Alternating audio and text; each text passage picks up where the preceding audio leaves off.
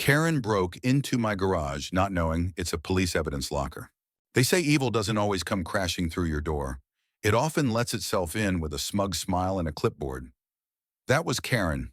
I moved into Sycamore Ridge 2 years ago after being promoted to lead investigator for the state's interagency task force on organized crime. It's not the kind of job you brag about at barbecues. I work quietly, methodically, and most importantly, I keep my operations off the radar. That's why my garage was converted into a remote, high-security police evidence locker, sealed crates, tagged packages, classified drop points for state and federal cases, and no one, not even my neighbors, was supposed to know. Except Karen. Karen wasn't elected to anything, but she sure acted like she ran the block. Blonde bob, pastel windbreaker, and that ever-present HOA badge she'd printed from a website. The Homeowners Association here hadn't operated legally in over 5 years. The charter lapsed, funding dried up, and most folks didn't care. But Karen She appointed herself president of a ghost HOA like it was a mission from God. My first week in the neighborhood, she left a compliance warning on my mailbox handwritten. Something about my garage door not conforming to the aesthetic standards. I shrugged it off. A non-existent HOA has no power over a state officer with federal clearance, but she kept escalating, citing me for non-native shrubbery, complaining about lack of uniform fencing, even measuring the height of my garbage bins. I thought it was petty noise, until the garage incident. Let me back up. My name's Evan Brooks. I'm 42. Divorced, former Marine, current state investigator. Most of what I do is off paper, embedded, or sealed by federal statute. But after years of urban deployments and burnout, I was finally offered a quiet neighborhood and a house on the edge of town, space to work, space to breathe. I installed motion detectors, double-layered deadbolts, and a thermal camera over the garage entrance. No one was supposed to enter, and no one ever had, until 2 weeks ago. I was in Nashville deposing a cartel informant when my security app pinged 317A Mimim. Footage showed two figures prying the side entrance of my garage. One was tall, stocky, wearing dark tactical pants and a makeshift vest with HOA enforcement scrawled on the back in white paint. The other, Karen, in a pink velour tracksuit, filming the break-in with her iPhone. I froze. That garage contained 5 sealed crates from 3 separate cases, evidence that, if tampered with, could collapse a months-long sting on a gun-running ring tied to corrupt officials. This wasn't just trespassing. It was felony obstruction of justice. I called the station, pull the footage, activate the secondary lockdown. I'll be home by morning. Brooke, my captain said, his voice grim. They just broke chain of custody on federal evidence. This isn't a slap on the wrist. When I got home, the damage was worse than I feared. The garage door was hanging off one hinge. Inside, crates had been cracked open. One of them, the one holding marked cash and 2 unregistered firearms, was wide open. Items missing, fingerprints smeared. Karen had left behind a manila envelope labeled "Violation Unauthorized Storage Structure," taped to a sealed evidence locker. I swear to God I nearly blacked out, but it gets worse. Karen had posted the entire break-in video on the Sycamore Ridge Facebook group with the caption, "Doing what the city won't, keeping our neighborhood safe from hoarders and hoarders of illegal junk." Ho strong within an hour, local news picked it up. By noon, my captain was on the phone with the district attorney, who was already fielding calls from 2 senators and a federal judge. This wasn't a minor HOA squabble anymore. This was a powder keg, and Karen had lit the fuse. I sat at my kitchen table, the envelope Karen taped to my locker laid flat in front of me like a sick joke. Unauthorized storage structure, hand-scrawled in bold Sharpie, underlined twice. She had no idea. She had no idea that storage was evidence from an undercover operation involving human trafficking, gun smuggling, and 2 law enforcement deaths. She had no idea that her little Facebook stunt had just risked blowing an operation involving 5 state agencies. She had no idea, but she would. Within 24 hours, the neighborhood turned into a media circus. News vans parked along the curb. Reporters knocked on doors. Helicopters circled above. A viral TikTok showed Karen smiling in front of my garage, claiming she intervened where law enforcement had failed. I kept quiet. That's what I was trained to do. But the silence didn't mean I wasn't watching. The task force wasn't quiet either. That evening, my captain, D.A. Roberts, and a federal agent from the Bureau came to my house. Roberts stood over the wreckage of the garage, his fist clenched. She posted this to Facebook. Evan, her followers are dissecting the footage. They're IDing the crates. I nodded, and 2 items are missing. He didn't speak, just shook his head. We had to assume the worst. Chain of custody was broken, our intel compromised, and Karen had now directly exposed a Tier 2 evidence site. And I was stuck, because if I came out swinging, if I outed myself as the lead investigator behind a seal joint operation, everything would collapse. Defense attorneys would rip us apart in court. The entire operation might be declared inadmissible, but doing nothing would make me complicit. I stared out the window at the cul-de-sac. Karen was out front again, planting little paper violation notices on other homes like she hadn't just committed a federal crime. That night, I called my cousin Jake. He's a former Navy intelligence officer, now runs digital forensics. I didn't have to explain much. Send me the footage. He said, I'll get into her cloud backups. If she touched those crates, we'll find it. I slept for 4 hours. By morning, Jake had sent back a full timeline of the break-in angle by angle, zoomed, stabilized, every interaction logged. There it was, Karen prying open a box marked Federal Property, Do Not Open. And worse, she handed a black duffel to the man with her the fake HOA enforcer. Jake ran facial recognition. The guy was a former mall cop fired for assault. Now Karen's head of compliance. It was unraveling. Meanwhile, the HOA Facebook group turned into a war zone. Half the neighborhood called Karen a hero. The other half outraged. They'd never even voted for her. Some started posting screenshots from the state business registry. There was no legal HOA. It had been dissolved years ago. But Karen had been collecting dues for months. The receipts surfaced quickly. 75-month neighborhood beautification fee, Venmo transactions labeled HOA patrol services, fake security invoices. People were furious. I want my money back. She threatened to fine me $200 for not painting my shutters. She told me I'd be reported to county code enforcement if I didn't comply. And then someone posted my garage footage. Not the public one, the real one. Jake had posted a 30-second clip, anonymously, that showed Karen ripping open an evidence crate and laughing while waving a plastic bag of confiscated narcotics. It exploded. Local Twitter, Reddit, TikTok, then regional news, then national. Suddenly the story wasn't rogue HOA president protects neighborhood. It was woman breaks into police evidence locker, claims self-appointed power, Karen's fake HOA under fire amidst criminal investigation, retired mall cop, fake security team linked to break-in. I hadn't said a word publicly. Not yet. But the system had started moving. A grand jury subpoena was issued. D.A. Roberts opened a formal investigation into Karen's HOA operation, with charges ranging from impersonating a government agency to obstruction of justice. And Karen, she kept posting videos. I'm being targeted for standing up for this neighborhood, she cried in one of them. They're trying to silence a mother and patriot. Someone stitched her video with the footage of her opening the crate. Comment section brutal. Hope that crate came with handcuffs. Karen's about to be HOAing her way to court.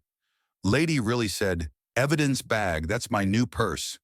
It was spreading like wildfire, and I knew I didn't even have to pull the trigger. The internet already had. But this wasn't over. She still had that duffel, and whatever was in it could destroy everything. Karen was unraveling in real time. I watched from the kitchen as she screamed at a news crew from Channel 7, her arms flailing like a puppet cut from its strings. The cameraman didn't flinch. He just kept rolling as she waved what looked like a cease and desist letter that was clearly printed from Google Docs. She was done playing HOA queen. Now she was playing victim. Meanwhile, I was focused on the duffel bag. It wasn't just about stolen property anymore. It was about the integrity of a years-long investigation into organized trafficking. Inside that bag could be weapons, narcotics, confidential documents. Karen didn't know what she had, and that made her dangerous. Jake called. She moved it, he said. I ran the geolocation metadata from her TikToks. Last night, it was in her house. This morning, gone. Where is it now? I pinged it to a storage unit off Hillcrest. Rented under Neighborhood Patrol Committee, but it's hers. Can we get access? Already working on it. With the footage, Roberts can get a warrant, but you need to stay out of it. You're too close. Too close. Always too close. It was my garage she broke into, my operation she risked, my name in the chain of custody logs. But I knew Jake was right, so I sat tight barely. The next day, the SWAT team executed the search warrant. They swept the storage unit and found the duffel, untouched. But it wasn't the only thing inside. They uncovered 2 more crates labeled with evidence control numbers from other precincts, items Karen had somehow stolen from impound lockers, sealed warrant bins, and even an officer's trunk.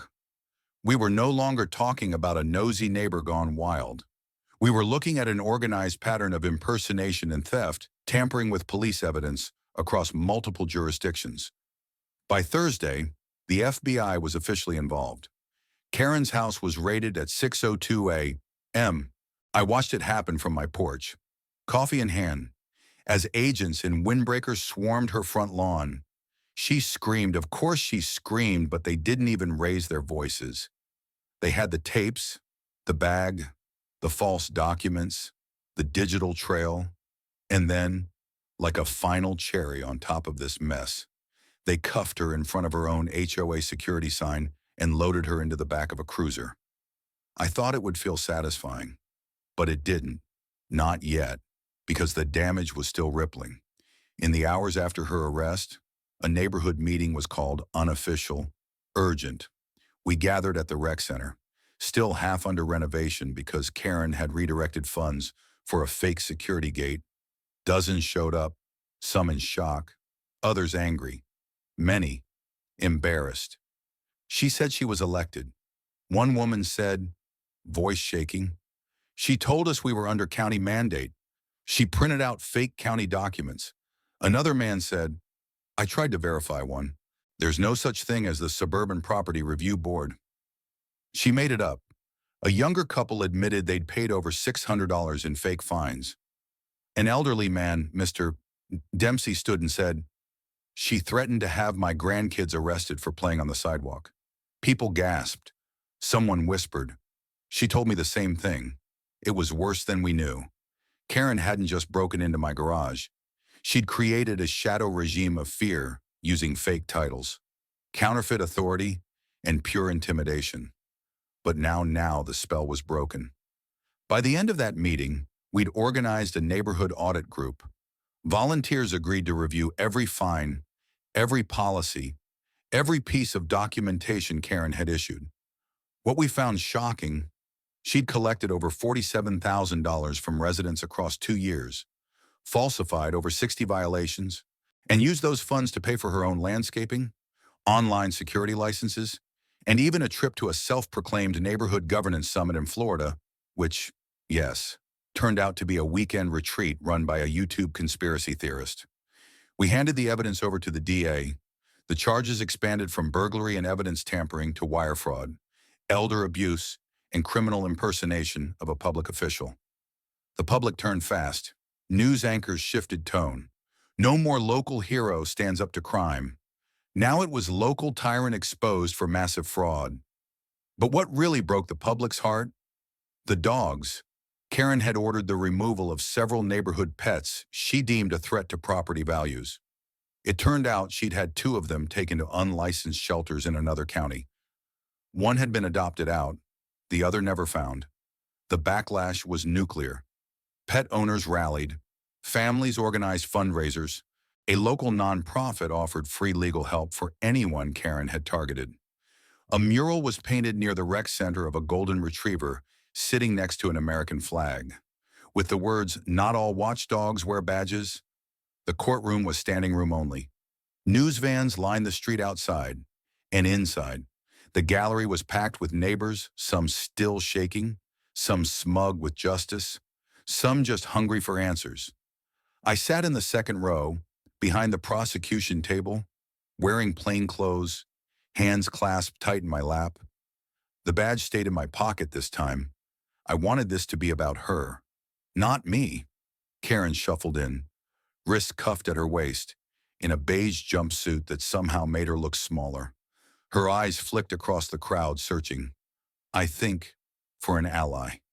She didn't find one. Her attorney asked for a continuance.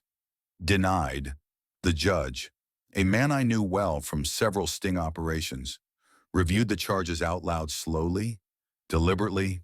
4 counts of criminal impersonation of an officer, 6 counts of wire fraud, burglary, tampering with state evidence, identity theft, conspiracy to commit fraud, animal endangerment. The list went on. Karen's face crumpled more with every word. She tried to mouth something to the judge, maybe a plea for leniency, but he didn't look up. He just let the weight of her crimes settle into the room like smoke. And then, the twist. Her lawyer stood, tapped a stack of papers, and said, Your Honor, my client was not acting alone. She was under the guidance of what she believed to be an official organization. There were murmurs behind me. What the hell does that mean? Someone whispered. The prosecutor frowned. Objection, Your Honor. Relevance. The judge raised an eyebrow. I'll allow it. For now. Karen's attorney cleared his throat. It appears my client was in correspondence with individuals operating a fraudulent HOA consulting agency based in Nevada. They call themselves the Order of Civic Purity. The room fell quiet. My stomach sank. I knew that name. They were a known extremist group under federal watch for coordinating neighborhood takeovers, using fake bylaws and coercive enforcement tactics. We'd heard whispers of their work in Arizona and Colorado. They'd preyed on narcissistic personalities, offering fake credentials, customized HOA violation kits, and scripts for manipulating neighborhoods. Karen had been a client, willing or not. She'd bought into their fantasy of control. Jake was already on it. He texted me from the hallway. We've got their mailing lists, cross-referencing HOA leaders now. Nevada office is a shell corp. One suspect fled. It wasn't just about our neighborhood anymore. It was national. That night, I didn't sleep. I sat on the back porch, watching the wind stir the oak trees by the fence. My dad joined me. He'd flown in that morning. You did good, he said quietly. Kept your hands clean. Kept your name out of it. She still broke into our house. I said, still stole evidence. Still scared the neighbors. Still nearly got people hurt. He nodded. Yeah, but the system worked. I looked at him. You still believe that he met my gaze? Tonight I do. We sat in silence for a long while after that. In the weeks that followed, things moved fast. The DOJ issued subpoenas to the group Karen had worked with. Investigations popped up across 7 states. Our own neighborhood began the process of forming a legitimate council one, with open elections, real bylaws, and actual oversight. And me, I was promoted, officially attached to a new interagency task force focused on suburban fraud and impersonation crimes. They called it Operation Clean Block. I called it Closure. But there was still one thing I hadn't done, one door I hadn't knocked on. Until I did. I stood on the porch of Mr. Dempsey's house, hat in hand. He opened it slowly, peering out over his glasses. Agent Monroe, he said. What brings you here? I cleared my throat. An apology. From me, from the state, from the system that lets someone like Karen run wild. He didn't say anything at first. Then he smiled soft, tired. You took her down. He said, that's more than most would have done. She made you afraid. I said, she made a lot of people afraid. He nodded. But you reminded us what real law looks like. Real protection. I exhaled. For the first time in months, I let my shoulders drop. Thank you, sir. Karen pled guilty. After the second court appearance, after 2 of her co-conspirators were arrested in Nevada and Texas, after public pressure surged like a flood, it was over. She struck a deal. 22 months in federal custody, 5 years probation, banned from holding any HOA position or neighborhood authority ever again, with restitution payments totaling nearly $240,000 split among affected neighbors, including me. I didn't celebrate. Justice isn't always a victory parade. Sometimes it's just a heavy door finally clicking shut, but that silence, that peace, it was earned. After her sentencing, the neighborhood changed. The fake HOA signs were ripped down. The blue laminated notices Karen used to staple onto mailboxes were burned in a fire pit 1 block over. Kids started playing in the cul-de-sac again without their parents looking over their shoulders. Even old Mr. Dempsey started gardening again.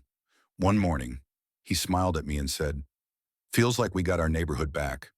But healing was never just about ending Karen's reign. It was about facing what let her thrive. At the first town meeting after her arrest, we gathered in the old high school gym, folding chairs, coffee urns, the smell of musty bleachers.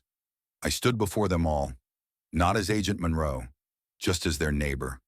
"Daniel, there's something I think we've all learned." I began. "Someone doesn't need a badge or real power to make people scared. They just need our silence."